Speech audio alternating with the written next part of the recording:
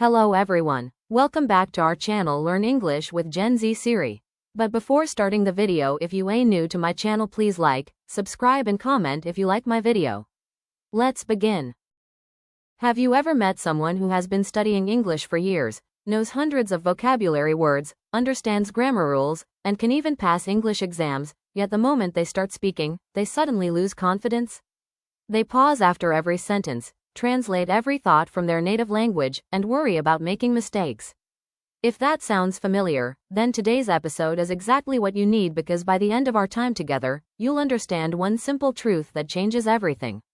Speaking fluent English isn't about knowing more words. It's about knowing how native speakers actually think and communicate. Most English learners believe that becoming fluent means memorizing thousands of vocabulary words or learning every grammar rule in a textbook. While vocabulary and grammar are certainly important, they're only part of the picture. Think about a child who grows up in an English-speaking country. That child doesn't spend years studying grammar books before speaking. They learn by listening, repeating, making mistakes, and hearing the same patterns again and again until those patterns become automatic. That's exactly how your brain learns languages best. Today, we're going to train your brain to stop translating and start thinking in English naturally. Don't worry if you're a beginner or if you've been learning English for years. Everything you'll hear today is designed to make English feel easier, not harder. Let's start with something very simple. Imagine you wake up tomorrow morning. Before your feet even touch the floor, your brain starts thinking. Most people think something like, I'm still sleepy. I don't want to get up. What's the weather like today? I hope today goes well. If you're learning English, here's your first challenge. Try thinking those thoughts directly in English instead of translating them from your native language. For example, instead of thinking in your own language and then searching for English words, simply tell yourself, I'm tired. I need 5 more minutes. I should get up now. These are tiny sentences, but they're incredibly powerful because they teach your brain that English isn't only for classrooms. English becomes part of your everyday life. One of the biggest mistakes learners make is believing they need perfect grammar before speaking. Imagine learning to ride a bicycle. Would you read 10 books about balance before getting on the bike? Of course not. You'd probably wobble, fall a few times, laugh at yourself, and eventually learn through practice. Speaking English works exactly the same way. Native speakers make mistakes too. They forget words, they correct themselves, they restart sentences, and sometimes they even use incorrect grammar in casual conversations. The difference is that they don't let those mistakes stop the conversation. Their goal is communication, not perfection. Let's imagine you're at a coffee shop. The barista asks, "What can I get for you today?" Many learners freeze because they start thinking, is my grammar correct? Should I say can or could? Should I use are the? Meanwhile, a fluent speaker simply smiles and says, I'd like a cappuccino, please. Notice something important. That sentence isn't complicated. It's actually very simple. Fluency often comes from mastering simple English instead of chasing difficult English.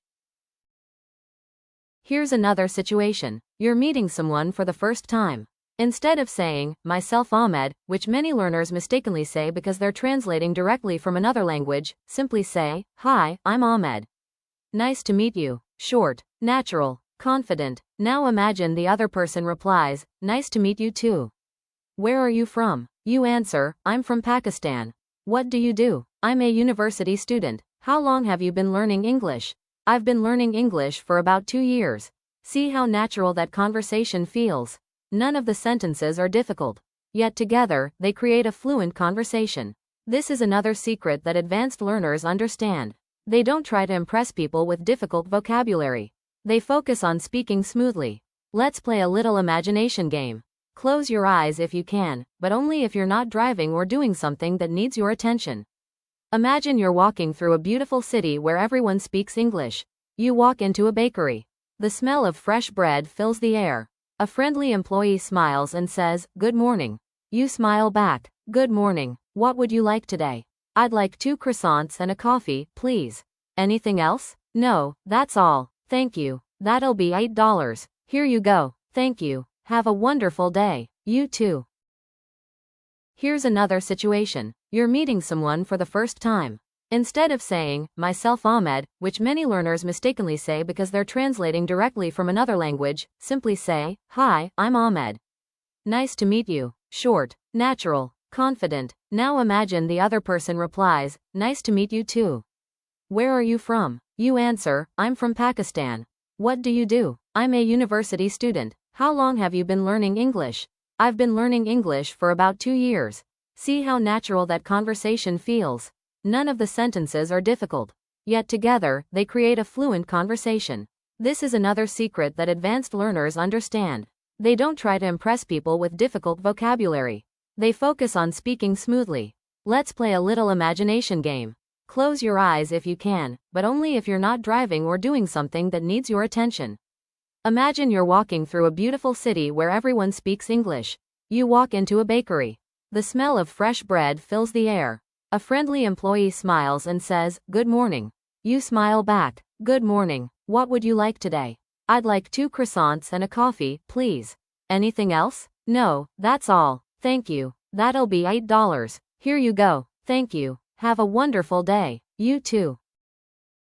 The phrase simply means they're feeling sick. English is full of expressions like this. If someone says, break a leg, they usually aren't wishing you an injury. They're wishing you good luck. If someone says, it's a piece of cake, they aren't talking about dessert. They mean something is very easy. That's why learning English word by word isn't enough. Learn phrases instead. Your brain remembers chunks of language much more naturally. Think of these phrases as ready-made building blocks. Instead of creating every sentence from scratch, you simply pick up a phrase you've already learned and use it immediately. For example, instead of thinking, I think this movie was very good because the story was interesting, you could naturally say, I really enjoyed this movie. Fewer words, more natural, more fluent. Another habit that will completely change your English is listening before speaking. Think about babies again. They spend months listening before they say their first word. Their brains collect patterns every single day. You can do exactly the same thing. Listen to English podcasts while walking. Listen while cooking. Listen while cleaning your room. Don't worry if you don't understand everything. Your brain is still collecting patterns. One day you'll suddenly say a sentence without thinking about grammar, and you'll wonder where it came from. It came from all the English you've been listening to. That's how language grows. It grows quietly. It grows naturally. And before you realize it, speaking English starts feeling less like solving a math problem and more like having a conversation with a friend. The next thing I want you to understand is something that surprises almost every English learner. Confidence doesn't come after fluency. Confidence comes before fluency. Most people tell themselves, I'll start speaking English when I become fluent. But fluent speakers usually become fluent because they started speaking long before they felt ready. Think about learning to swim. Imagine standing beside a swimming pool for 5 years, reading books about swimming, watching videos, memorizing every swimming technique, and learning the names of every stroke. Would you become a swimmer? Of course not. At some point, you have to get into the water. The first few minutes might feel uncomfortable, but that's where real learning begins. English is no different. You don't become fluent and then start speaking.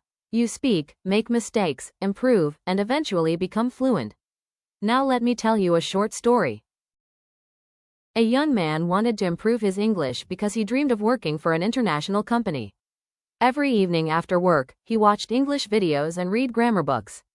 After 2 years, his grammar was excellent, and his vocabulary had grown to thousands of words.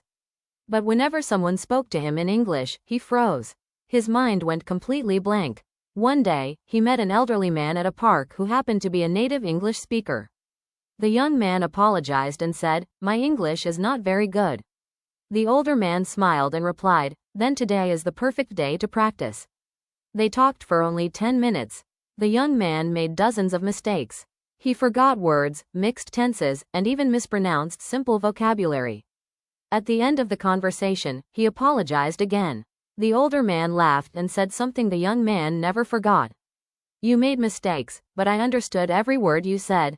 Communication succeeded. That's what matters." That single conversation changed everything. Instead of trying to speak perfect English, the young man focused on speaking understandable English. 6 months later, he could hold conversations with confidence because he had stopped chasing perfection.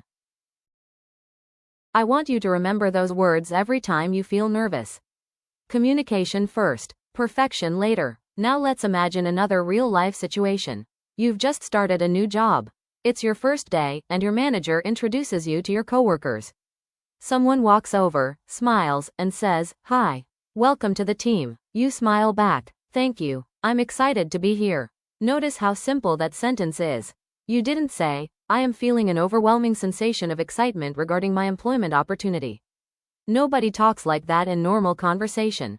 Natural English is usually simple English. Your coworker asks, "Where did you work before this?" You answer, "I worked at a small marketing company for 2 years." "Oh, what did you do there?" "I worked with customers and helped manage social media accounts." Again, short sentences, clear ideas, easy communication. Many learners think they need long, complicated sentences to sound intelligent. In reality, native speakers often choose shorter sentences because they're easier to understand. Let's look at another example. Imagine your friend asks, "Did you like the movie?" A learner might spend 20 seconds trying to create the perfect answer. A fluent speaker simply says, "Yeah, I loved it," or "It was okay," or "It wasn't really my type." 3 different answers, all natural, all simple. Here's something else that native speakers do without thinking. They use contractions all the time. Instead of saying, "I am going to," they say, "I'm going to."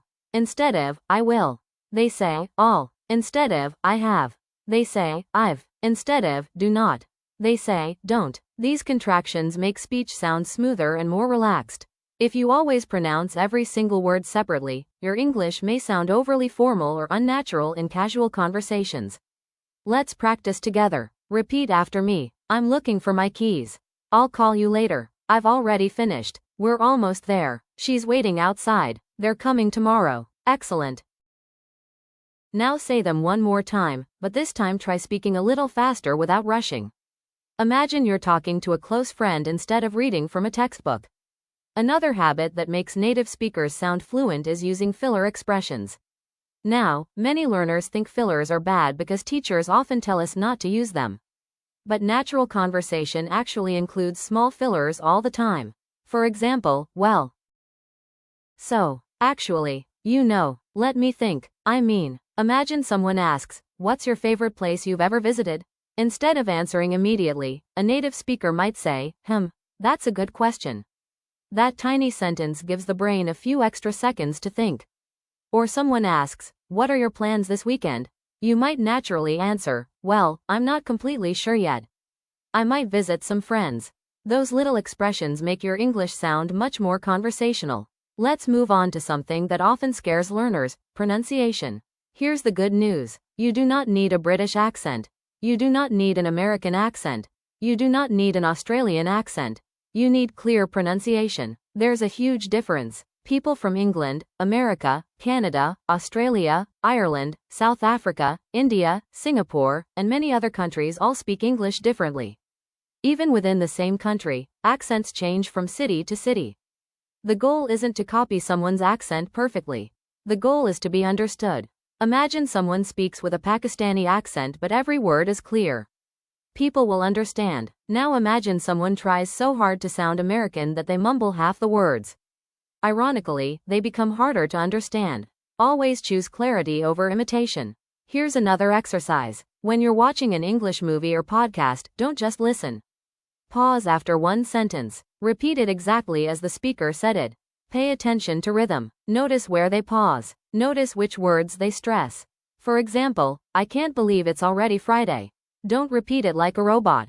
Listen to the natural rhythm. "I can't believe it's already Friday." Language is music. Words have rhythm. The more you copy that rhythm, the more natural your English becomes. Let's imagine you're calling a restaurant to reserve a table. "Hello, I'd like to book a table for 4 people. "Certainly. What time would you like?" 7 o'clock, please. "May I have your name?" "My name is Ahmed." "Thank you. We'll see you at 7. "Thank you very much. Have a nice evening." Simple, natural, useful. These are the conversations that build fluency because they're based on real life, not imaginary textbook situations. Now I want you to think about your own daily routine. From the moment you wake up until the moment you go to sleep, hundreds of things happen.